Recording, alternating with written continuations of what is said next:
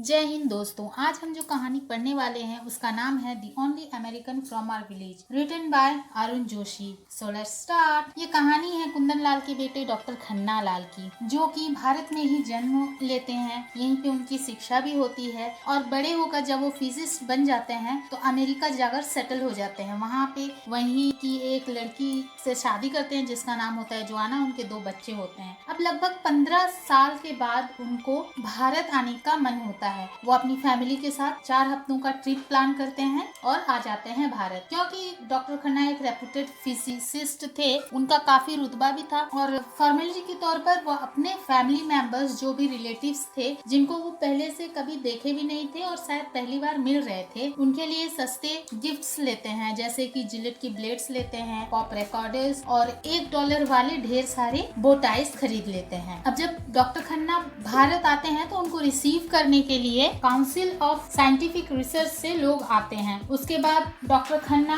अपने रिलेटिव्स को सारे गिफ्ट्स जो भी उनके लिए लाए होते हैं देते हैं। डॉक्टर खन्ना के लाए गिफ्ट्स में से जिलेट का जो ब्लेड था उनके रिलेटिव्स को काफी पसंद आता है, खास करके औरतों को जिनके बेटे अभी अभी युवा हुए थे। वे डॉक्टर खन्ना के लाए गए ब्लेड्स की बड़ी तारीफ करती हैं। सब कुछ अच्छा चल रहा था। डॉक्टर खन्ना ने कई सारे सेमिनार को इनागुरेट किया, उनको बहुत ऑनर भी मिला।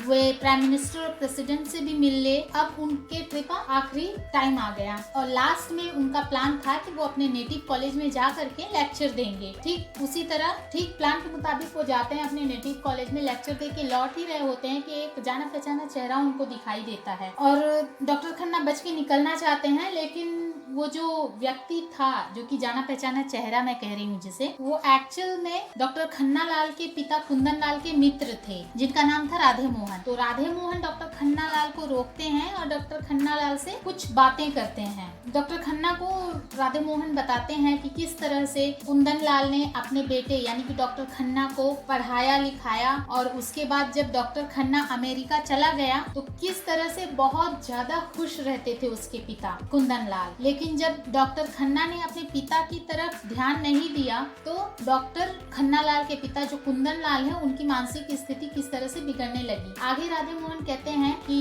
कुंदन लाल ने 2 शर्ट नए खरीद कर रखे थे और हमेशा सेविंग करके रेडी होकर रहते थे। उनको लगता था कि अमेरिका से उनका बेटा जो है डॉक्टर खन्ना अपने पापा कुंदन लाल के लिए टिकट भेजेंगे और कुंदन लाल अपने बेटे डॉक्टर खन्ना के पास जाएंगे, लेकिन ऐसा कुछ नहीं होता है। डॉक्टर खन्ना वहीं पे जोआना से शादी भी कर लेते हैं। इधर उसके पिता यानी कि कुंदन लाल को खबर भी नहीं देते हैं, उनसे परमिशन भी नहीं लेते हैं, जबकि कुंदन लाल एक टिपिकल इंडियन फादर की तरह सोच रहे होते हैं कि जब मेरा बेटा आएगा तो मैं किसी अच्छे खानदान की लड़की अपने पसंद से अपने बेटे के लिए ब्याह करके लाऊंगा। चलो ऐसा कुछ तो होता नहीं है, बट कुंदन लाल को अंदर ही अंदर उनके बेटे की यह उपेक्षा जो है खाई जाती है। आगे बताते हैं राधे मोहन कि कुंदन लाल और राधे मोहन दोनों बचपन के दोस्त हैं। जब बचपन में राधे मोहन और कुंदन लाल स्कूल जाया करते थे तो सड़क रास्ते में रेत पड़ा करती थी। गर्म रेत में चलने के लिए कुंदन लाल के पास चप्पल नहीं थे, इसीलिए वो अपने पैरों पर ढाक के पत्ते बांध लिया करते थे और जब वो पत्ता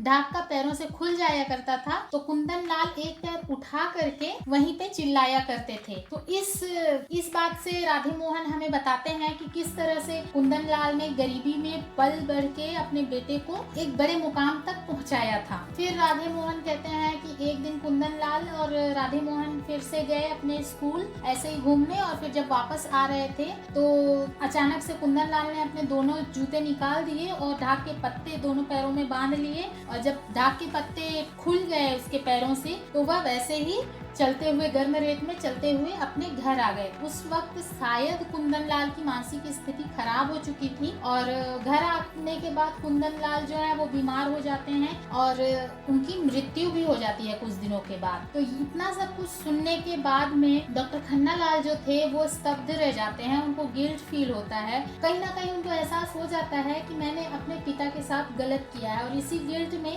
वो अंदर ही अंदर घुटने लगते हैं। जब वो ट्रिप कंप्लीट करके जा रहे होते हैं तो उनकी बीवी कहती है जोआना कि 2 दिन से मैं देख रही हूँ कि आप लगातार अपने पैरों की तरफ ही घूरे जा रहे हो। तो डॉक्टर खन्ना की निगाहें जो है अपने पैरों में टिक गई थी और उनका पैर जलने लगा था और वो जलन खत्म ही नहीं हो रही थी। अब वो ऑनरेबल फिजिसिस्ट डॉक्टर खन्ना नहीं रहे, अब अब उनकी जितनी भी स्पर्धा थी, उनका जितना भी टैलेंट था, सब कुछ कहीं गुम हो चुका था और वे शायद अपना मानसिक संतुलन खो बैठे थे। यहाँ पे कहानी खत्म होती है। तो अब चलिए परीक्षा की दृष्टि से कहानी का अध्ययन किया जाए। कैरेक्टराइजेशन, कैरेक्टर की बात करें तो यहाँ पे मेन 3 कैरेक्टर हैं, जैसे कि मेजर कैरेक्टर में है खुद डॉक्टर खन्ना लाल जो कि प्रोटैगनिस्ट हैं, देन उनके फादर कुंदन लाल और उनके फादर के फ्रेंड जिनका नाम है राधे मोहन। राधे मोहन जो है वो स्टाम्प फेरामोश हैं, यानी कि कोर्ट के बाहर में कोर्ट के कागज की बिक्री करते हैं। अब माइनर कैरेक्टर्स की बात करें तो जोआना है और डॉक्टर खन्ना के रिलेटिव्स हैं। अब कहानी की थीम की बात करें तो कहानी का थीम जैसा कि बिल्कुल स्पष्ट है। आजकल